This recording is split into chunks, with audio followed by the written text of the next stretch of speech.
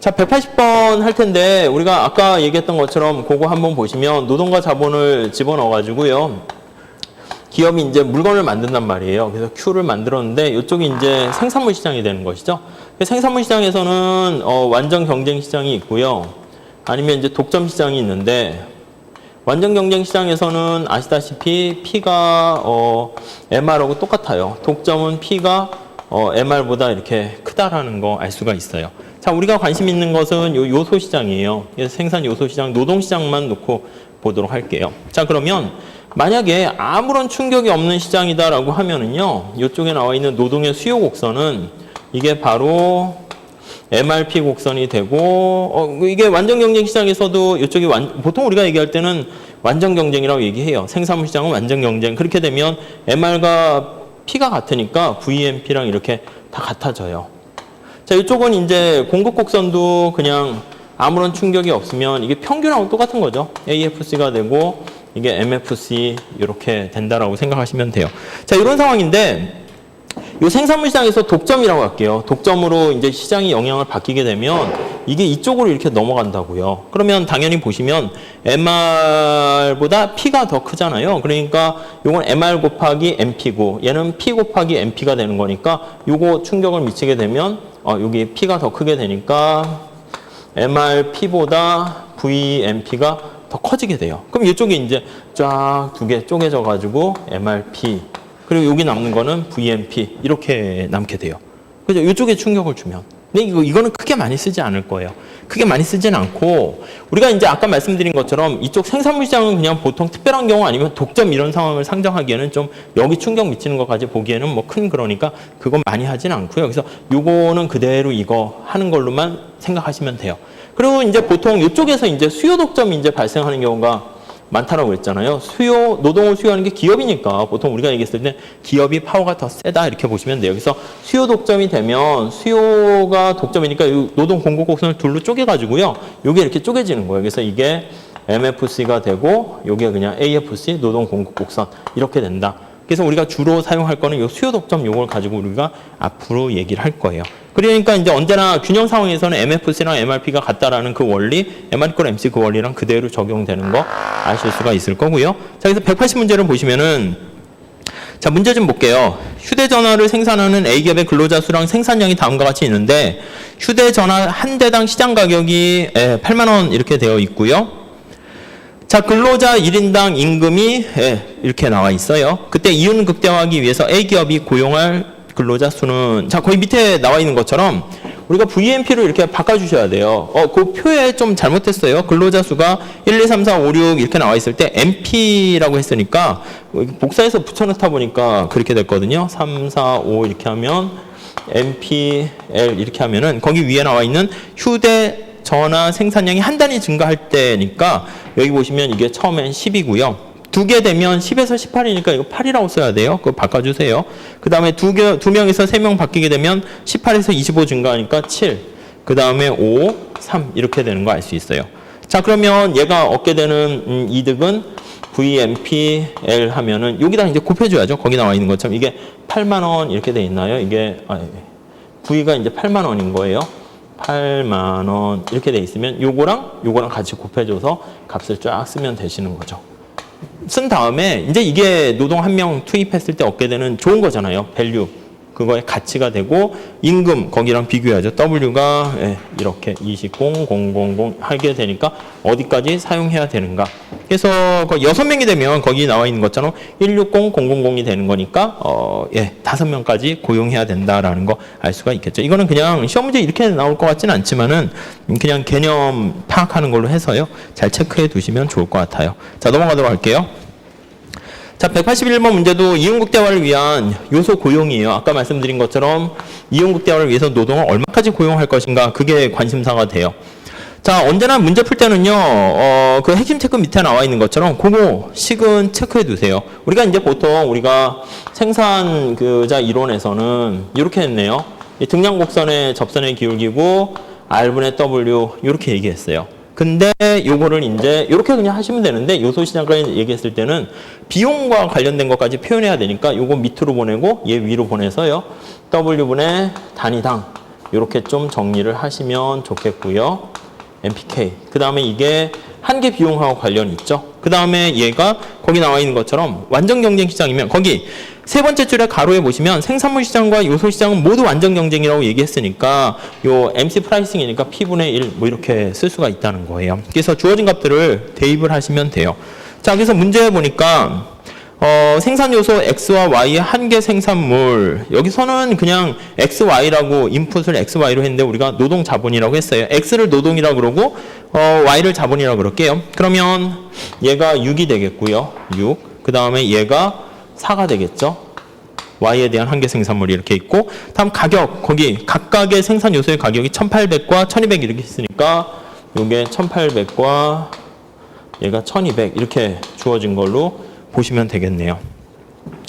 그때 요거 구하세요 이렇게 된 거니까 요 그렇게 해서 그냥 연습하시는 거 보시면 되겠고, 자 다음에 자주 나온 스타일 아니에요. 회계사에서 좋아하는 건 아니지만 그래도 한번 정리해 두세요. 자 182번 보시면 여가와 노동의 선택 문제예요.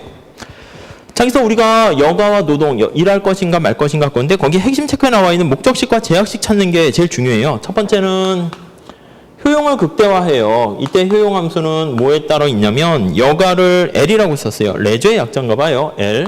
그 다음에 여가가 아닌 나머지를요. 우리가 거기선 효용 함수 C라고 했네. C가 식료품 그거와 관련된 걸로 표현했어요. 그러니까 보통은 이걸 우리가 M 이렇게 얘기하거든요. 그래서 원래 보통으로 하는 걸로 할게요. 보통으로.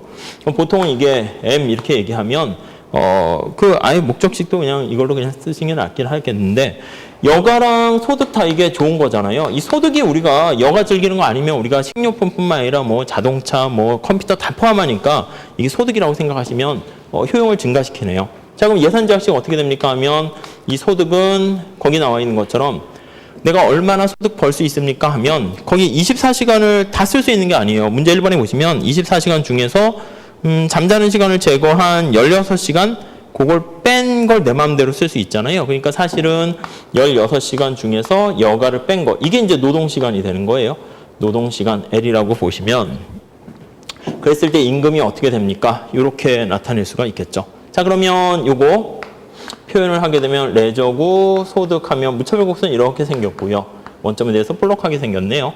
그 다음에 여기 예산제약식 보면 수평축이 여가고요. 여기 소득 이렇게 나와 있으면 이거 지울게요. 정리하면 마이너스 WL 플러스 16W 이렇게 되는 거 알 수 있죠. 그러니까 수직축 절편이 얘가 수직축 절편이에요. 그렇죠?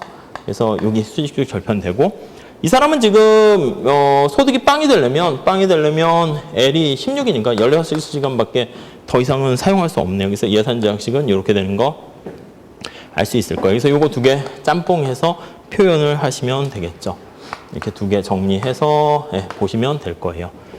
근데 이게 복잡한 게 아니고 이제 두 개는 이제 같아지잖아요. 접하는 거에서 이렇게 아이고 안 접했네요. 최저 균형 여가 시간 이게 결정되는데 우리가 이제 시험 문제에 늘상 나오는 거는 요거를 보셔야 되는 거죠. 말 문제에서는 임금이 상승했을 때 어떻게 됩니까? 이거예요.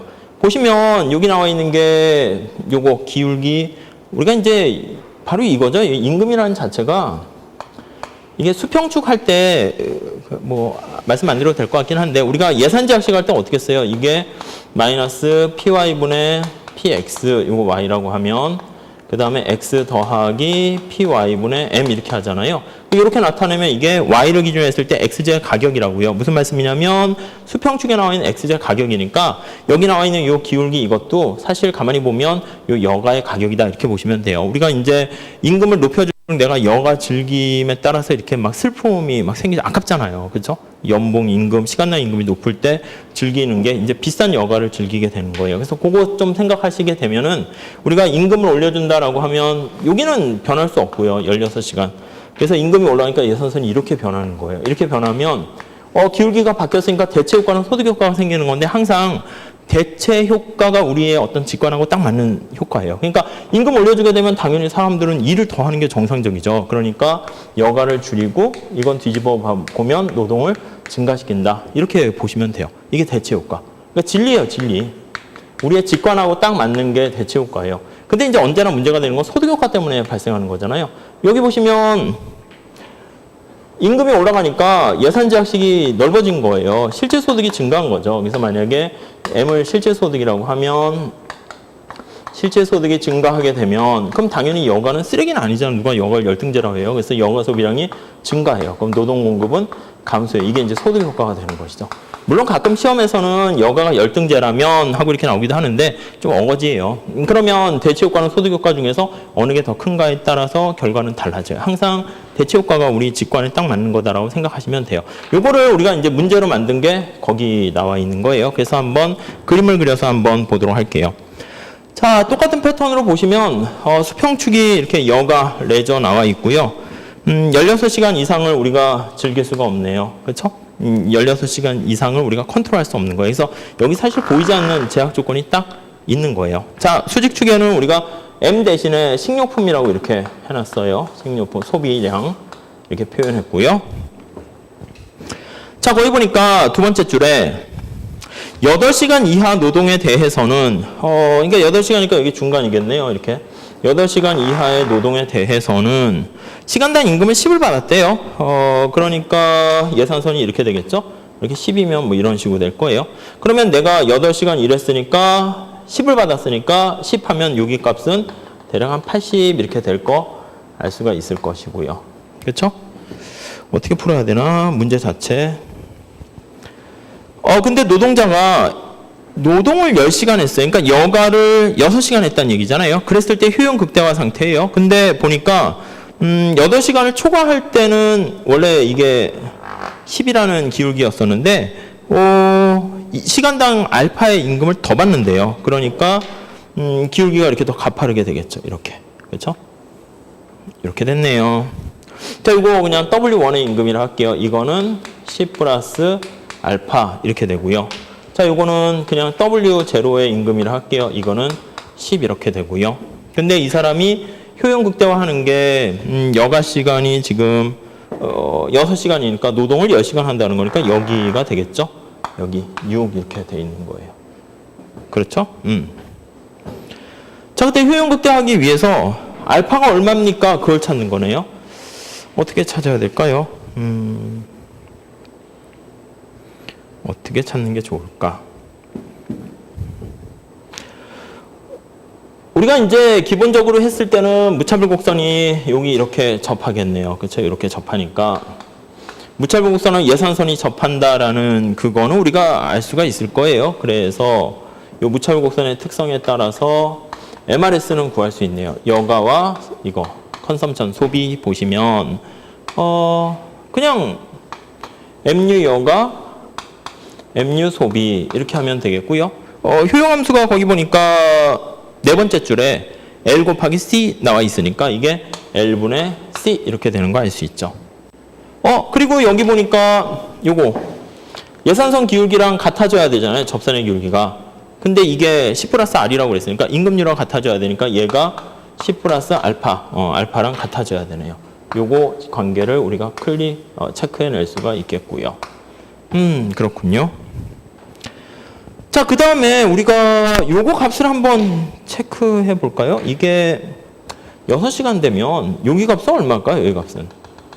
그러니까 뭐 이것도 좀 어떻게 풀지 뭐 좀 한번 생각해 보세요. 제 생각에는 이거 2시간 줄어들었네. 2시간 줄어들었으면 여기가 80인데 임금이 얼마나 증가했냐면 이만큼 1시간당 이거니까 이만큼 올라간 거는 20 플러스 알파가 될 거예요. 요게 20 플러스 알파가 되니까 요 점은 100 플러스 알파 이렇게 할 수 있을까요? 이렇게.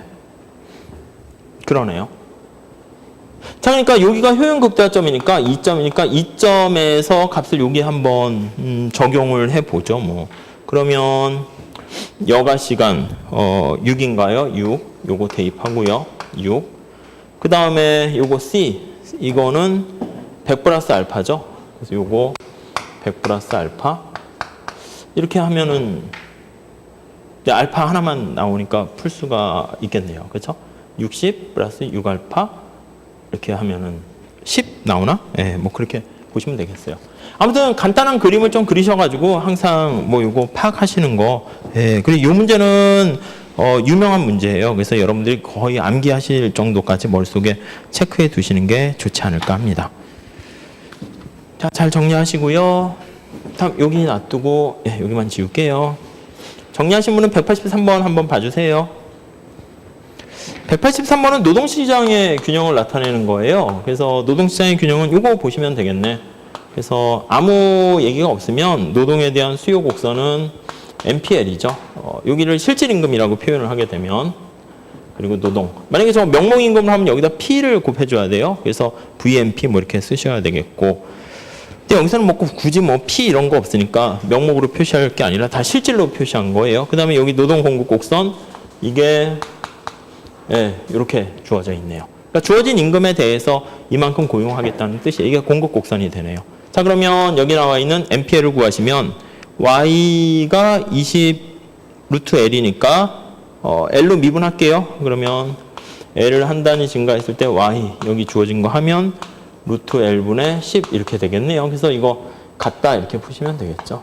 뭐 끝 이렇게 보시면 되겠어요. L은 10이네. 그렇죠? 그렇게 보시고. 자, 다음 184번 볼게요. 여기 또 똑같은 패턴의 문제네요. 184번. 균형 노동 시간 구하는 거예요. 자, 요거랑 똑같이 보시면 거기 MPL을 구해야 돼요. 근데 거기 보시면은 첫 번째 줄에 생산함수에서 MPL을 구할 수 있겠고, 근로자의 여가 1시간의 가치예요, 가치. 사치가 아니라 가치가 40 이렇게 돼 있네요. 그렇죠? 1시간의 가치가 40이구나. 임금이 40이라는 얘기인가 보죠. 그때 상품 시장과 생산 요소 시장이 완전 경쟁 시장이에요. 아무런 왜곡이 없는 거예요. 생산물의 가격이 1 이렇게 주어져 있고요. 그래서 밑에 2번에 보시면은 완전 경쟁 시장이니까 이렇게 VMP, 이거 MRP랑 똑같다라고 생각하시면 되겠고요. 그 다음에 P 곱하기 MPL 이렇게 돼 있는 거죠. 이게 이제 시장에서 형성되는 임금 이거랑 똑같아지면 되죠. 이거는 P를 곱했으니까 명목임금 이렇게 표시하셔야 되겠고요. 각각 대입해 보시면 되겠네요. P 대입할 수 있고요. 이거 P는 거기 1이라고 해놨고요. MPL 이거 풀 수 있겠네요. 이거 L로 미분하게 N으로 돼 있네. N으로 미분하시게 되면 200 마이너스 2N 이렇게 되겠고요. 요게 이제 40 이렇게 되는 거죠. 40. 그래서 이걸 이렇게 하시면 되겠죠. 그렇게 정리하시면 되겠네요. 자, 다음에 185번 볼게요. 생산 요소 시장에서는 그냥 가장 기본적인 거 할 때는 MRP랑 VMP, MFC 뭐 그 정도 개념만 잘 체크하시면 되겠어요. 그래서 185번에 보면은 MFC 그거 구하는 문제예요. 자, 문제 보니까 어떤 생산 요소 10단위를 구입할 때 단위당 500원의 가격을 지불해야 된대요. 근데 11단위 생산 요소를 구입할 땐 단위당 700원의 가격을 지불해야 된대요. 그러니까 그 한 개 요소 비용이잖아요. 문제는 MFC를 구하세요 이거예요. 우리가 MR을 구하세요라고 하면 TR을 구해서 미분해야 되는 것처럼 MFC를 구하세요라고 하면 뭘 알아야 되냐면 먼저 TFC를 구해야 된다 이렇게 보시면 되겠어요. 전에 생산물 시장에서도 비슷한 문제가 나왔어요. 생산물이 뭐 1개, 10개에서 11개 증가했을 때 뭐 그런 식으로 보시면 돼요. 자, 노동이 10개에서 11개로 지금 증가했을 때예요. 그래서 거기 보니까 첫 번째 줄에 10단위 구입할 때 단위당 노동의 가격이죠. 500원의 가격을 지불했대요. 임금이 500이라는 뜻이에요. 그러면 이거에 따른 TFC는 얼마입니까? 라고 하니 2개 곱하면 되겠죠. 5,000 이렇게 되는 거고요. 근데 11명으로 증가시켰을 때 단위당 700원의 가격을 부과했으니까 700, 그러면 이게 7,700 이렇게 되는 거 알 수 있죠. 그러면 10명에서 11명 증가했을 때 MFC 얼마니까 이거 증가 차이, TFC 증가한 거니까 이게 2,700 이렇게 보시면 되겠죠. 그래서 평균과 전체 토탈의 관계 얘기하는 거다라고 생각하시면 되겠어요. 자, 그렇게 보시고 우리는 186번부터 사실 진짜예요. 그래서 여기는 이제 말 문제보다는 사실 이 계산 문제 포인트를 더 잡아두세요. 186. 그리고 여기는 뭐 아까 말씀드린 그 원서 책들을 봐도 문제를 많이 만들 수 있는 게 없어요. 그래서 수요 독점 시장 그거 하나밖에 없기 때문에 그거만 잘 보시면 될 것 같아요. 186번 잘 봐주세요. 자, 문제 볼게요. 생산물 시장의 독점, 생산물 시장의 독점이네요. 노동시장에서 수요 독점자래요. 노동시장에서도 수요 독점자래네. 자, 노동의 공급 곡선은 이렇게 있고 자, 여기다 간단히 그릴게요. 노동의 공고 곡선 LS인데 거기 주어진 값 W로 돼 있네요. 그래서 W는 100 플러스 5L 이렇게 돼 있네요. 이게 이제 아무 얘기 안 하면 AFC가 되는 거예요. AFC. 그래서 요게 AFC. 왜냐면 우리가 수요 곡선이 AR이라는 거 떠올리시면 뭐 쉽게 알 수가 있을 거예요. 자, 근로자 한 명을 추가로 고용했을 때 A기업이 얻는 노동의 한계 수입 생산물 MRP를 주어졌네요. 그래서 MRP는 MR 곱하기 MP 이렇게 된 거예요. 노동 한 명 추가로 했을 때 얻게 되는 이득이에요. 여기서 뭐 독점이니까 MRP 바로 주었으니까 그냥 그걸로 쓰시면 되겠네요. 300-10L 이렇게 나와 있네요. 오케이. 다음에 이윤국대에 의해서 노동자에게 지급하는 임금은 얼마입니까? 이걸 찾는 거예요. 근데 첫 번째 우리가 하셔야 될 건 뭐냐면 이게 AFC니까 수요 독점 시장이잖아요. MFC를 찾아야 돼. MFC는 요거 기울기가 2배 가파르게 요렇게 쪼개지고요. MFC. 그러니까 독점 시장은 그냥 생산물 시장의 독점 시장 그거랑 똑같은 맥락으로 보시면 돼요. 자, 요거는 바로 어떻게 됩니까? 라고 하면 기울기가 2배 가파라지는 거예요. 그래서 100 플러스 10L 이렇게 보시면 되겠죠. 자, 그러면 우리가 이윤국대 산출량은 MFC랑 MRP가 같아지는 점에서 이윤국대 노동량 이거를 결정할 수 있겠네요. 그래서 보시면 되겠죠. 이거 전리 넘어가면 20L, 200 그러면 L은 10 이렇게 되는 거 알 수가 있고요. 그때 문제에서 뭐냐면 근로자한테 지급하는 임금 하면 노동 고용량이 이만큼 되는 거잖아요. 이게 10 이게 이제 노동 고용량이 되는데 금액은 이만큼까지 줄 필요가 없고요. 여기에 이렇게 깎아서 주는 거예요. 그래서 여기에다 대입을 해야죠. 여기다가. 그렇죠? 10 해가지고 150 뭐 이렇게 하시면 되겠죠. 이게 이제 균형 임금이다. 이렇게 정리하시면 돼요. 150 이렇게 되겠죠. 그러니까 이 스타일 잘 체크해 두세요. 여기 나와 있는 공급 곡선을 그러니까 문제가 보셔야 돼. 수요 독점 이렇게 얘기하면 이게 딱 두 개로 쪼개진다. 공급 곡선이. 그렇죠? 그렇게 그것만 잘 보시면 되겠네요. 자, 옛날에 시험 문제 나올 때는 주로 이제 수요 독점 시장에서 최저임금제 부과했을 때 그게 이제 주로 많이 나왔었는데 계산 문제 나올 때는 이 스타일 외에 사실은 거의 없다 보셔도 돼요. 자, 여기서 187번 볼게요. 눈깔 사탕 시장이 매우 경쟁적이래요? 그런가? 뭐 모르겠는데. 사탕의 가격은 20원, P가 20원이란 뜻이고요. 어느 농촌 마을에 기업 A는 노동만 투입해서 눈깔 사탕을 생산하고 있대요. 뭐 중요한 정보는 아니네. A의 생산 함수는 이렇게 있네요. 약간 뭔가 MRP 할 때 그 MP에 써먹을 수 있겠고요. 그 마을에 사는 노동자는 여러 명이래요. 그렇죠? 그러니까 수요하는 기업이 한 명이네. 수요 독점이란 뜻이네. 그래서 노동 공급 곡선은 이렇게 있고 노동의 수요자는 A가 유일하다. 이게 거의 밑줄치예요. 이게 수요 독점 시장이라는 거예요. 그리고 첫 번째 줄에 있는 눈깔 사탕 시장, 생산물 시장은 완전 경쟁이고 그러니까 사실 뭐 VMP랑 MRP는 똑같다 이거를 상징하는 거예요. 자, 그러면 간단하게 그림을 그리게 되면 우선 노동을 얼마나 고용할 것인가 관심인데 생산물 시장에 우선 완전 경쟁이니까 이거는 그냥 VMP가 MRP랑 똑같다 이렇게 보시면 되겠고요. 그렇죠? 이게 노동의 수요 곡선이에요. 자, 그러면 VMP는 이게 V가 아까 P라고 그랬잖아요. P. 그렇죠? 이게 P. 가치니까 곱하기 요 MP가 그냥 말 그대로 MP 한계 생산. 그래서 한계 생산은 그 Q를 L로 미분하면 되는 거니까 15 마이너스 10분의 1 L 이렇게 하면 되겠네요. 15 마이너스 10분의 1 L 이게 MPL. 근데 P가 여기 보니까 또 20원으로 주어졌네요. 얘는 또 20원으로 주어졌어요. 그래서 한 요 정도 정보 가지고 쭉 정리하면 MRP, VMP 그건 구할 수 있고요. 그렇죠? 그럼 이게 300-2L 이렇게 나오네요. 그래서 정리하면 얘는 300-2L 맞나요? 네. 공급 곡선은 어떻게 돼 있어요? 공급 곡선은 거의 주어졌네. W는 60 플러스 L 이렇게 돼 있잖아요. 이게 원래 공급 곡선인데 아무 얘기 안 하면 AFC라고 그랬죠? 그러면 요거는 W는 이렇게 쓸게요. W는 임금 되는 거니까 60 플러스 L 이렇게 돼 있어요. 근데 수요 독점 시장이잖아. 그러니까 요게 AFC 공급 곡선이 둘로 팍 쪼개진다고 그랬죠? 그래서 얘가 이렇게 쪼개져요. 그래서 MFC 찾아내시면 얘는 요보다 기울기 2배 가파르면 되죠? 그러니까 60은 똑같고 60 플러스 2L 이렇게 되는 거 알 수 있네요. 그러면 이윤극 때 고용량을 구하세요라고 하면은 우리는 원래 MRP랑 MFC가 같아지는 요점을 찾으셔야 돼요. 쭉 찾아서 이걸로 놓고 푸시면 되겠죠. 그럼 4L은 240 이렇게 되는 거 푸시면 이게 이제 60 이렇게 되는 거 알 수가 있겠네요. 그렇죠? 요것만 보시면 되겠네요. 1번에 보시면 기업은 60단위의 노동을 고용할 것이다. 맞고요. 임금은 여기까지 이렇게 주는 게 아니라 이만큼 착취해가지고 여기에 대입하면 되잖아요. 이거니까 60이니까 120이네. 그래서 임금은 120. 2번도 맞네. 3번 고용량이 노동시장이 완전 경쟁일 때보다 작다. 완전 경쟁일 때는 여기요. 이게 이제 쪼개지지 않았을 때니까 여기라고 할 수 있겠죠. 그래서 완전 경쟁 시장일 때는 고용량이니까 요소 시장이 완전 경쟁일 때 얘기하는 거예요.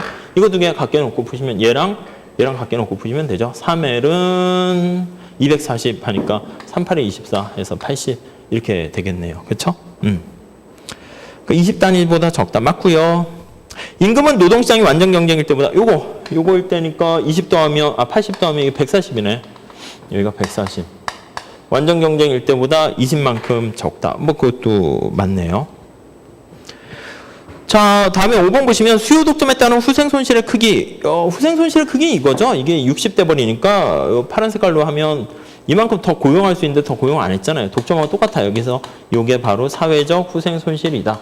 이렇게 보시면 되겠네요. 데드웨이로스. 삼각형 면적 구하시면 되죠. 이건 한번 구해보세요. 아마 뭐 600 뭐 이렇게 나와야 되나 봐요. 자기 요게 이제 생산 요소 시장에 문제가 나오면 요 패턴이 한 문제 이렇게 나올 거예요. 근데 지금까지 뭐 별로 나온 적은 없어요. 차라리 시험에 나왔다라고 하면 말 문제랑 더불어 가지고요. 188페이지에 나와 있는 요소 시장에서 최저임금제를 실시했을 때 그게 이제 주로 자주 시험에 나왔어요. 이게 왜 인기가 있냐면 우리가 최저임금제 실시하면 고용량이나 생산량이 우리가 지난번에 옛날에 가격 통제 효과에서 본 것처럼 노동시장의 고용량이 팍 줄어야 되는데 오히려 늘 수도 있다라는 걸 암시하기 때문에 그래서 이제 의미가 있는 거예요. 자, 188번 문제 좀 볼게요. 어느 기업이 특정 시장에서 노동 수요를 독점하고 있다. 그러니까 수요 독점 시장이라는 거예요. 아무 얘기하면 노동 시장 얘기하면 당연히 수요 독점이에요. 공급 독점인 케이스는 드물어요. 박지성 같은 뭐 그런 사람이니까.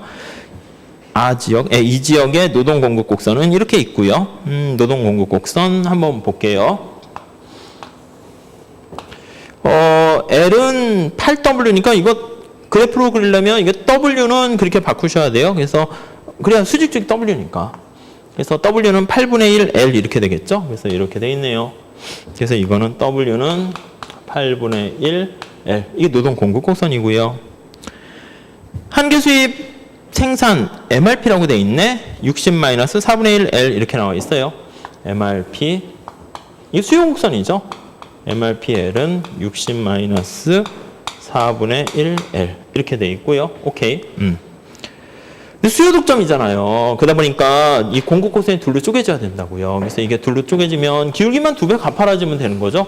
우리가 이제 독점 시장 할 때랑 수요 곡선 2배 가파라지는 게 MR인 것처럼. 그래서 이게 MFC 이렇게 돼요. 그래서 기울기 2배 가파라지니까 4분의 1 L 이렇게 되네요. 여기까지 이제 세팅하시면 거의 다 끝난 거예요. 자, 이런 상황인데 균형 고용량과 임금이 어떻게 결정되나 우선 보셔야 돼요. 이건 먼저 구해보시죠. MRP랑 MFC가 같아지는 데서 이제 균형 이거 구하시면 이걸 놓고 푸시면 되죠. 그러면 MFC랑 MRP랑 물론 다 이게 노동이고요. 그러면 이게 전리 넘어가면 2분의 1 L이고요. 2분의 1 L은 60 이렇게 따라서 L은 120 이렇게 되나요? 그러면 얘가 이제 120 이렇게 된다는 거예요. 자, 그때 임금은 어떻게 됩니까 하면 임금은 여기에다 요 수준 깎아서 팍 내려서 하는 거예요. 왜냐면 노동 공급이 내가 최소한 받고자 하는 금액이니까 여기다 120 하면 어떻게 돼요? 8 하면 8은 8, 8, 5, 40, 15 이렇게 되나요? 15? 임금이 요게 이제 균형 임금 이렇게 결정된 거예요. 자, 근데 문제를 보니까 정부가 20만큼 임금을 최저임금으로 실시했대요. 20이 어떻게 되나 한번 어디쯤 있나 한번 봤더니 요거 두 개 하게 되면 어떻게 돼요? 여기는 얼마가 될까요? 정확하게 대충 그림을 그리기 위해서 살짝 한번 보시면 요거 그리면 요거 두 개 갖게 놓고 보시면 되죠? 그럼 저리 넘어가게 되면은 8분의 3 L은 60 이렇게 되니까 3, 2, 6, 2, 8에 16. 아닌가? 그쵸? 2, 8에 16. 160이 되네? 맞나요? 160? 160을 여기다 집어넣으니까 20이 되네, 20. 여기 20이에요, 20. 그쵸? 여기가 20. 근데 정부가 20의 임금을 최저임금으로 실시했대요. 자, 그렇게 되면 최저임금 실시하면 어떻게 되나 보세요. 여기까지는 상관없어. 최저임금을 이렇게 실시하게 되면은요, 요 밑에 있는 건 다 의미가 없어져요, 이게 다. 이거 이상 줘야 되니까. 그래서 이게 여기까지 이렇게 가고요. 그러니까 노동 공급 곡선 자체가 밑에 있는 건 다 날아가요. 그냥 이거보다 높이 있는 임금 주는 요거는 의미가 있어요. 노동 공급 곡선이 이렇게 바뀌고요. 그러니까 우리가 이제 굴절 수요 모형과 비슷하게 여기까지가 다 의미 없는 거야. 이렇게 보조선을 쫙 그리게 되면 이쪽 왼쪽이 다 의미가 없으니까 다 점점점점점 의미 없는 걸로 지워버릴게요. 왜냐하면 공급 곡선 자체가 이렇게 바뀌었기 때문에 MFC는 여기까지는 똑같아요. 왜냐하면 이게 AFC가 수평이면 MFC 똑같잖아요. 그래서 이게 이렇게 되면 MFC를 구한다고 하면 MFC가 이렇게 되는 거예요. 여기서부터 여기까지는 똑같게 되고요. 똑같게 되다 여기서 이렇게 끊겨요. 끊기는데 여기까지 이렇게 하시죠. 이게 MFC가 되는 거예요. 새로운 MFC. 그러면 이윤국대 산출량은 우리가 MFC랑 MRP가 만나는 거잖아요. 그러니까 여기서 만나게 되는 거 알 수 있네요. 고용량이 160으로 증가했어요. 그러니까 최저임금제를 실시했는데 오히려 임금은 높아지면서 고용량이 증가했다라는 걸 알 수 있어요. 그래서 지난번에 말씀드렸던 그 맥도날드 같은 패스트푸드점을 시장을 대상으로 해서 이제 뭐 여러 가지 크루거라는 노벨상 받은 사람들이 한번 연구를 해봤더니 이 시장은 오히려 최저임금 했는데 고용이 줄지 않더라 막 해가지고 최저임금이 그렇게 네거티브한 건 아니다. 그래서 왜 그렇지? 해서 이런 수요 독점 시장이 이제 연구가 막 더 발전하기 시작했다 이렇게 보시면 될 것 같아요. 자, 문제에서는 최저임금제 실시하기 전보다 120명이었는데 160으로 되는 거니까 40 증가했다 이렇게 보시면 돼요. 이거 잘 기억해 두세요. 중요한 거예요. 다음 넘어갈게요. 그래서 별표 5개 별로 잘 안 하는데 188번에는 별표 5개를 집어넣었어요. 189도에서 별표 5개, 한 2가지 케이스만 머릿속에 넣어두시면 제가 보기엔 충분해요. 그래서 다른 거 더 하지 마시고 이 2개만 잘 머릿속에 넣어두세요. 자, 189도 똑같으니까 한번 해볼게요. 자, 노동시장이 수요 독점이래요. 그러면 노동시장에서 공급곡선이 둘로 쪼개지겠구나. 그거 떠올리시고 공급곡선 주어졌고 MRP 주어졌고요. 자, 최저임금을 60으로 설정했네요. 그러니까 빨리빨리 그림을 그리셔야죠. 왼쪽에 있는 것처럼. 공급곡선 W로 잘 돼 있네. 그러니까 이걸 그대로 쓰시고요. W는 20 플러스 L 이렇게 돼 있고요. 오케이. 이게 노동의 공급곡선이고 AFC예요. 얘가 AFC고 이게 노동의 공급곡선이 되고요. 자, 그럼 MFC를 찾아야 되는데 MFC는 기울기 2배 갚아르면 되죠. 그래서 여기 원점 안 지나야 되는데 뭐 상관없죠, 우선. 그래서 MFC는 뭐 20은 그대로고 기울기 2L 이렇게요. 그럼 절편 20 있어야 되겠죠? 대충 그래도 비슷하게 할까요? 이렇게 하면 되겠죠, 이렇게. 20. 자, 이렇게 있고 MRP 보면 80-L이네요. 이게 MRP. 는 80-L 이렇게 있어요.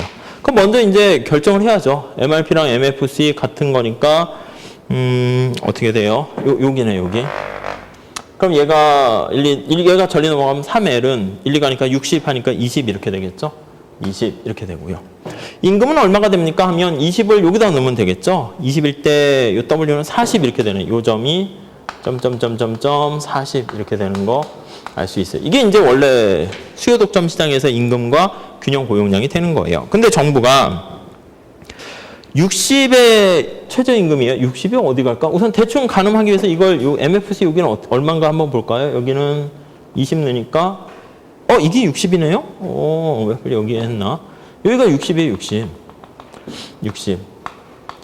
그러니까 정부가 최저임금을 어떻게 하냐면 60으로 설정했기 때문에 노동 공급 곡선이 요거 밑에 있는 건 의미가 없어요. 60 밑에 있는 거 이렇게 최소한 해야 되는 거예요. 이렇게.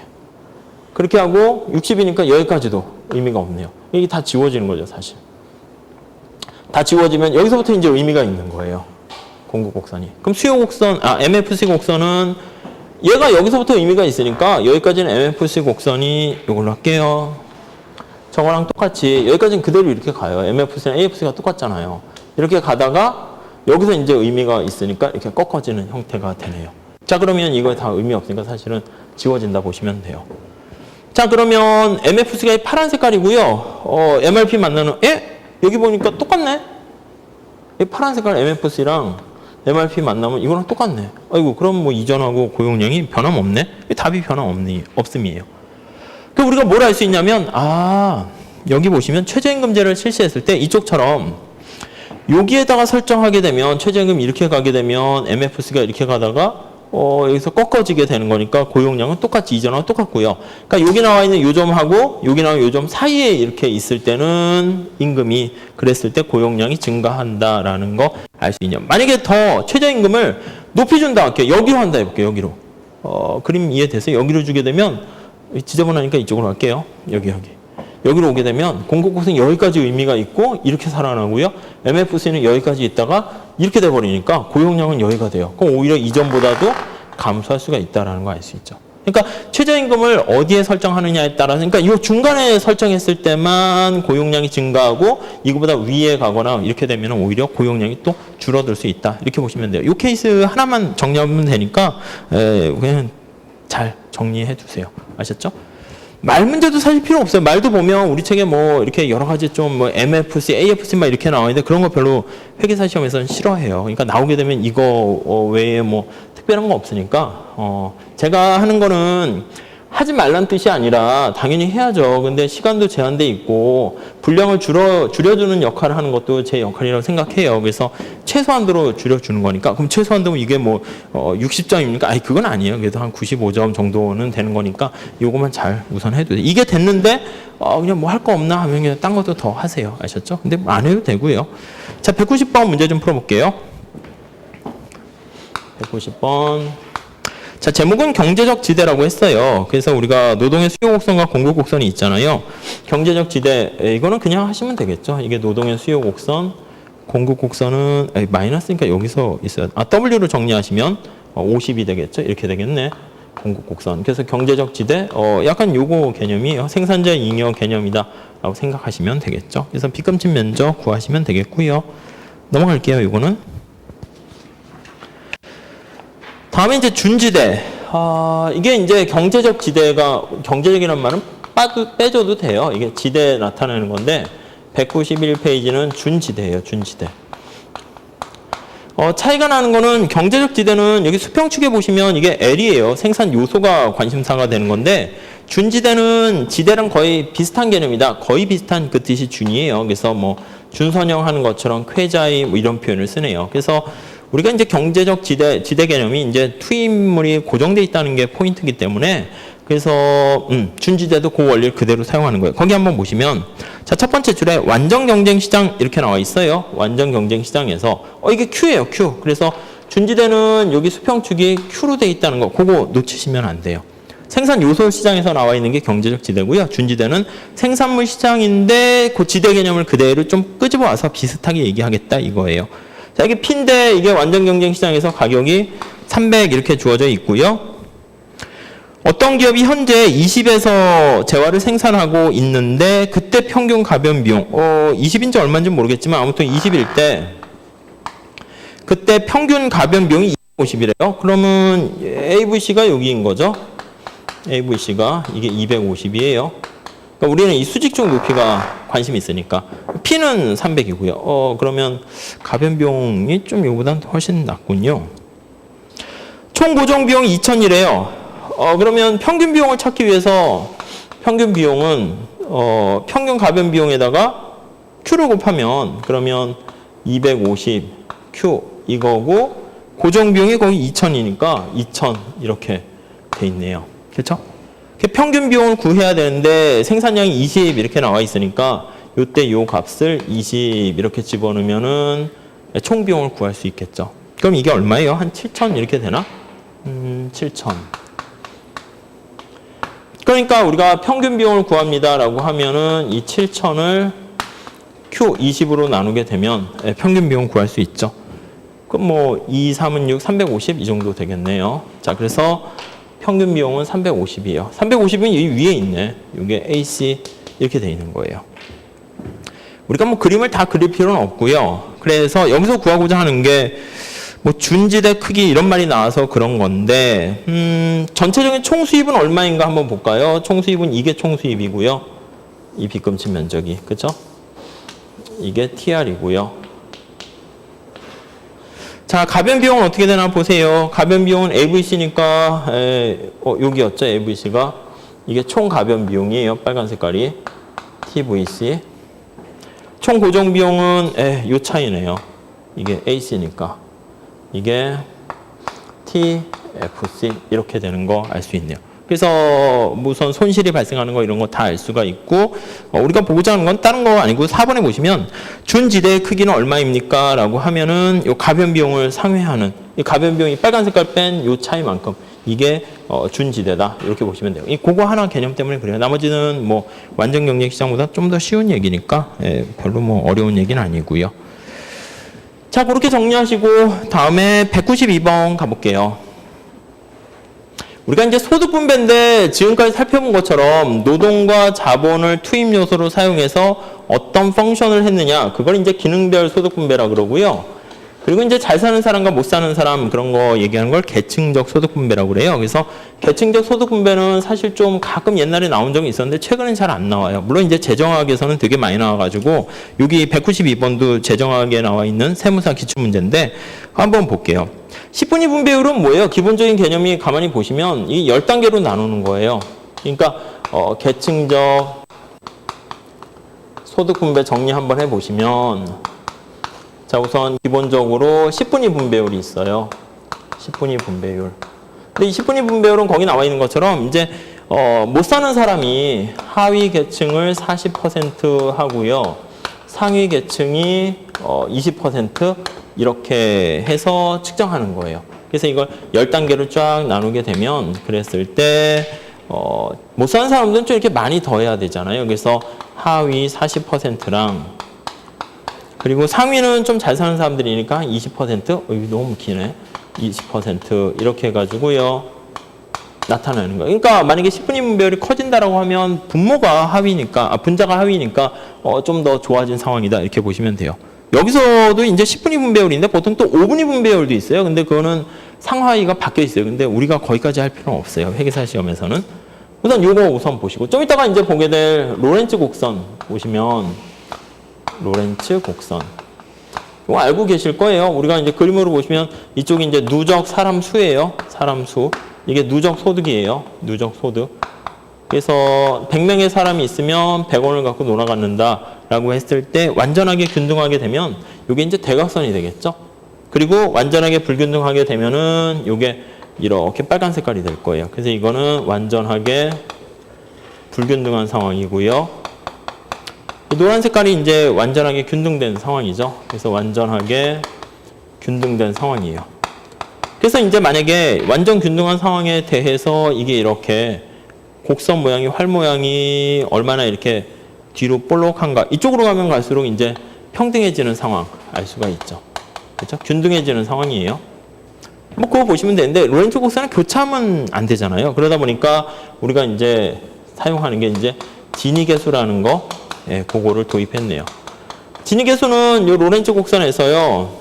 면적으로 측정하면 교차해도 상관없지 않겠니라고 해서요.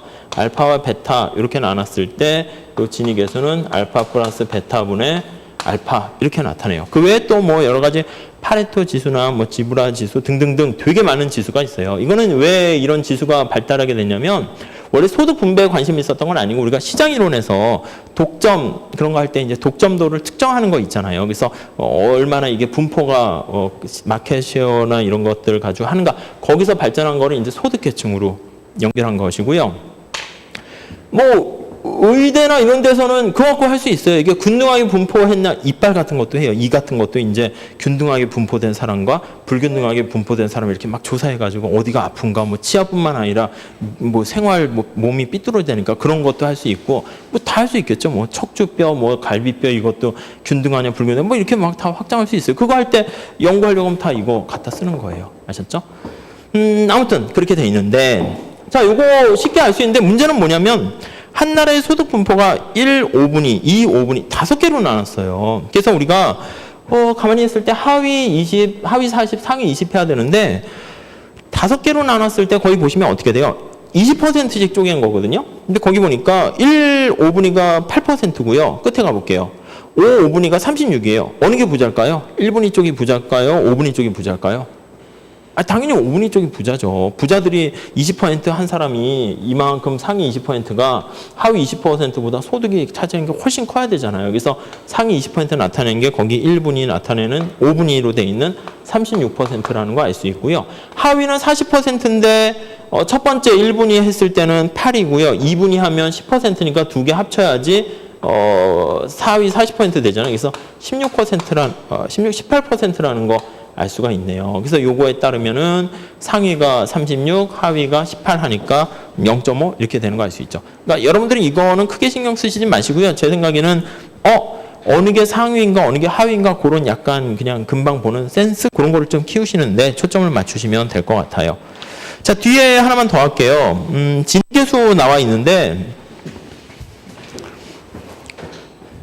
이거는 뭐 그렇게 중요한 건 아니고요. 제 생각에는 이거 옛날에 모의고사에도 저도 냈었는데 이제 보통 고등학교 경제학을 하게 되면요. 수능 같은 거 보시면 알겠지만은 소비자 생산자 그거 조금 설명하다가 그러다가 이제 생산함수 이런 거 안 하잖아요. 걔네들은. 그러다가 이제 뭐 가격 한계 효용 균등의 법칙을 좀 하다가 완전 경쟁으로 점프하다가 독점 좀 하다가 뭐 과점이나 게임이나 할 수 없으니까 그러다 갑자기 이제 소득 분포 이거 하다가 진익에서 이렇게 나와요. 그래가지고 이제 고등학교 경시하는 애들은 막 이런 거 하죠. 10분이 이게 고등학교 때 나온다니까.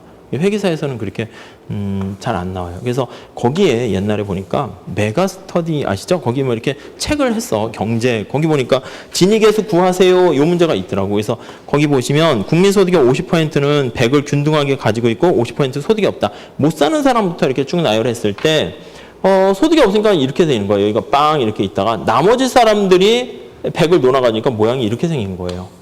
아까 얘기한 것처럼 이게 알파, 베타라고 하면 이거 전체에서 알파는 얼마 차지합니까? 아까 뭐 삼각형 느낌. 높이는 똑같잖아요. 이거 길이가 똑같으니까 알파는 2분의 1이다. 뭐 그런 거. 이거 막 별표에서 막 하시지 마세요. 그래서 난이도랑 중요도 이건 하나니까 한 번만 보시고 넘어가셔도 상관없어요. 그리고 시험 문제 나오면 어떡합니까? 여러분들 너무 이렇게 자신을 안 믿으시면 안 돼. 이런 거 나오면요. 다 시험장에 또 생각이 나요. 무슨 말씀인지 아시겠죠? 그렇게 보시면 돼요.